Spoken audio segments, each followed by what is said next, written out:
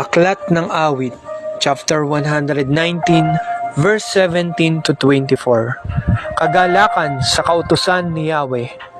Itong iyong abang lingkod, O Diyos, sana'y pagpalain, upang ako ay mabuhay at ang utos mo ang sundin. Buksan mo ang paningin ko, pagkat nananabik masdan, yaong buting idudulot sa akin ang iyong aral. Ang buhay ko sa daigdig ay pansamantala lamang, kaya huwag mong ikukubli sa akin ang kautusan. Ang puso ko'y nasasabik at ang laging hinahangad. Ang lahat ng tuntunin mo ay mabatid oras-oras.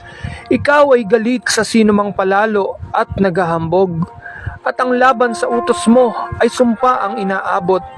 Sa ganitong mga tao'y ilayo mo akong ganap. Yamang ang iyong kautusan ay siya kong tinutupad. Kahit ako ay usigit labanan ng pamunuan, itong iyong abang lingkod sa utos mo'y mag-aaral. Ang buo mong kautusan sa akin ay umaaliw, siyang gurong nagpapayo sa lahat kong suliranin. Amen.